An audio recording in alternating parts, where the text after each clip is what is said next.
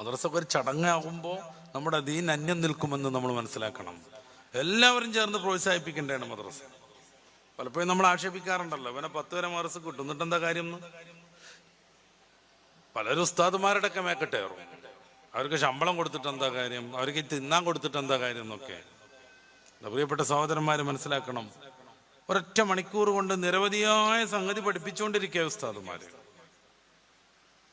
ഇത് കഴിഞ്ഞ് 23 മണിക്കൂറിലേറെ കുട്ടി ഉസ്താദുമാരുടെ ശ്രദ്ധയുടെ പുറത്താണ്.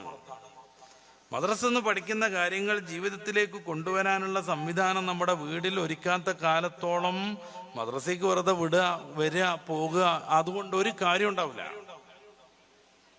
ഈ സദസ്സിൽ കുറെ രക്ഷിതാക്കളുണ്ട്, നമ്മുടെ മറക്കപ്പുറത്ത് ഇതിലേറെ സ്ത്രീകളുമുണ്ട്. ഏതെങ്കിലും ഒരു രക്ഷിതാവ് മദ്രസയിൽ പഠിച്ച കാര്യങ്ങൾ മക്കളെ ബോധപൂർവം പരിശീലിപ്പിച്ചിട്ടുണ്ടോ? ടോയ്ലറ്റിലേക്ക് പോകുമ്പോൾ തലമറക്കണ എത്ര ആൺകുട്ടികളുടെ ഇവിടെ? വെറുതെ ഒന്ന് ആലോചിക്കുക, ഞാൻ ആക്ഷേപം പറയണതല്ല. കുറെ ആളുകൾ കാണും ചിലപ്പോ, അല്ലാഹു അങ്ങനെ ഉണ്ടാക്കട്ടെ. പക്ഷെ നമ്മൾ ബോധപൂർവം അങ്ങനെ ശ്രദ്ധിച്ച് നടപ്പിലാക്കാറുണ്ടോ? അത് മാത്രമല്ല, എത്ര കാര്യങ്ങൾ. മദ്രസയിൽ ഏറ്റവും കൂടുതൽ ഉഷാറിൽ ഖുർആൻ ഓതിയ കുട്ടി. അതുകൊണ്ട് തന്നെ റബീഉൽ അവ്വലിന്റെ വലിയ പരിപാടിയിലൊക്കെ തുടക്കത്തിൽ സൂറത്തുർ റഹ്മാനൊക്കെ ഓതാൻ അവനെയാണ് വിളിച്ചത്. അവന്റെ ഒത്ത് കണ്ടിട്ട് ഉമ്മ കരഞ്ഞിട്ടുണ്ട് സന്തോഷം കൊണ്ട്. വാപ്പാക്ക് അഭിമാനം തോന്നിയിട്ടുണ്ട് തന്റെ കൂട്ടുകാർ